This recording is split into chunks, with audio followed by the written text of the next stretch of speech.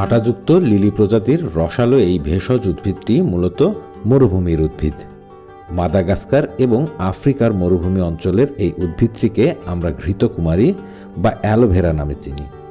ইংরেজিতে একে medicinal aloe বলা হয়। যীশুখ্রিস্টের জন্মেরও আগে থেকে এই অ্যালোভেরা ভেষজ চিকিৎসায় ব্যবহার করা হয়। আজকাল আমরা নানা জায়গায় এর শরবত বিক্রি করতে দেখি, তবে এগুলো কিন্তু স্বাস্থ্যসম্মতভাবে তৈরি করা হয় না। তাই রাস্তার পাশের এসব শরবতের দোকান হতে যে শরবত আমরা খেয়ে থাকি তা কিন্তু আমাদের নানা মারাত্মক জটিলতার সৃষ্টি করে থাকে। যেহেতু এগুলোর প্রতিক্রিয়া তেমন একটা দ্রুততর নয়, তাই তাৎক্ষণিকভাবে এর কোনো পার্শ্ব প্রতিক্রিয়া না থাকলেও এটি পরবর্তীতে নানা প্রকার স্বাস্থ্য জটিলতার সৃষ্টি করে থাকে। তাই এটি সঠিক উপায়েই ব্যবহার করতে হবে, যা একটু পরেই আমি আলোচনা করব। অ্যালোভেরা নানা জাতের হয়ে থাকে, যেমন অ্যালো চাইনেন্সিস, অ্যালো বারবাডেন্সিস মিলার, অ্যালো ম্যাকুলাতা সহ নানা প্রজাতির হয়ে থাকে। এগুলোর সবগুলোই কিন্তু আমরা ভেষজ খাবার হিসাবে ব্যবহার করি না। অ্যালো বারবাডেন্সিস মিলার আমরা ভেষজ হিসাবে ব্যবহার করে থাকি, তবে অ্যালো ম্যাকুলাতাও ভেষজ হিসাবে ব্যবহার করা হয়। অ্যালো চাইনেন্সিস সাধারণত ঘরের সৌন্দর্য বৃদ্ধির জন্য ব্যবহার করা হয়। অ্যালোভেরার বিভিন্ন জাত, এদের যত্ন ও রোপণ পদ্ধতি জানতে রিপাস এরা চ্যানেলটি দেখতে পারেন। অ্যালোভেরা আমরা যেমন ভেষজ খাবার হিসাবে ব্যবহার করি, তেমনি এটি বাহ্যিকভাবেও ব্যবহার করে থাকি।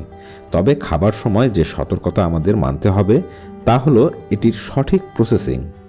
এই পাতায় হলুদ রঙের ল্যাটেক্সে অ্যালোইন বা বার্বালোইন নামের একটি পদার্থ থাকে, যা কোলনে বা বৃহদন্ত্রে পেরিস্টালটিক সংকোচন অর্থাৎ পরিপাকতন্ত্রের পেশির মধ্যে অ্যাবনর্মাল মাসেল মুভমেন্ট বাড়িয়ে দেয়, যা শরীরে জল শোষণে বাধা দেয়।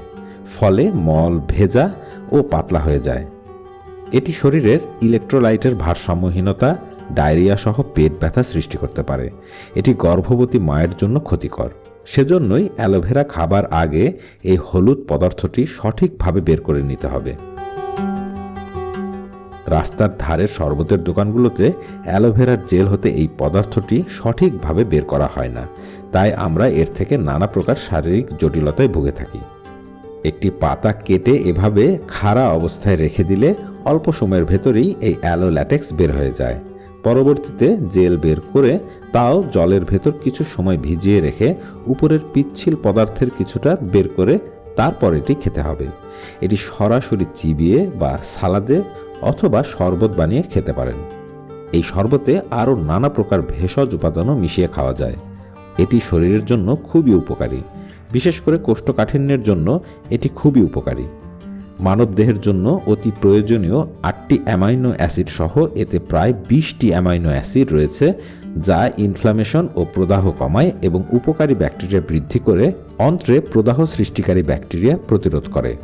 ফলে হজমে যেমন উপকার করে, তেমনি বুক জ্বালা পড়ার সমস্যাও কমিয়ে দেয়।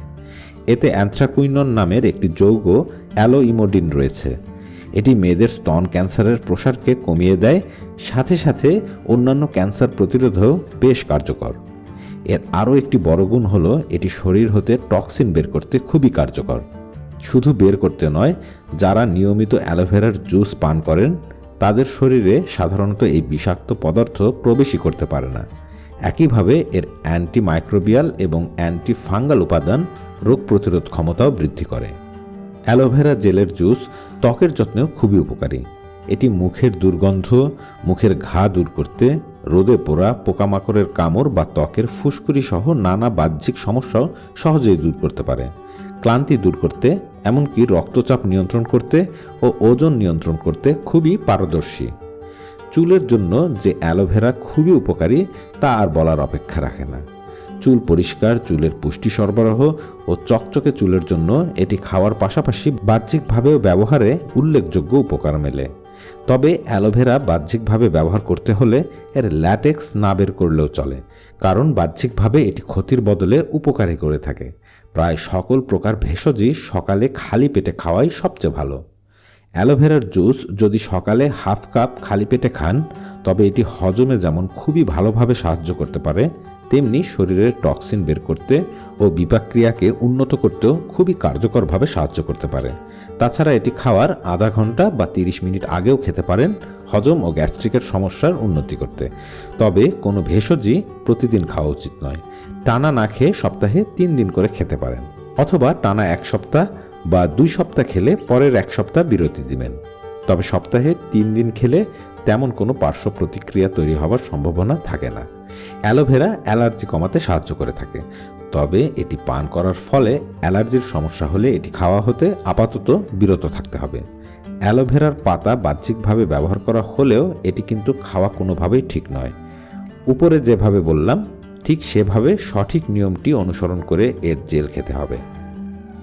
অ্যালোভেরা জেল ক্যান্সার নিয়ন্ত্রণে অনেকটাই কার্যকর, তবে আরও কিছু খাবার রয়েছে যা খুবই সহজেই ক্যান্সার প্রতিরোধে খুবই কার্যকরভাবে সাহায্য করতে পারে। সেই খাবারগুলো সম্পর্কে জানতে নিচের ভিডিওটি দেখতে পারেন। আর এ ধরনের নানা উপকারী তথ্য, রেসিপি, ঐতিহাসিক স্থান, প্রকৃতি ও আমাদের নানা অভিজ্ঞতা নিয়ে সাজানো পিপিসি ফাইন্ডিং স্টুডিও। একসাথে এ সকল বিষয় উপভোগ করতে আমাদের সাথেই থাকুন।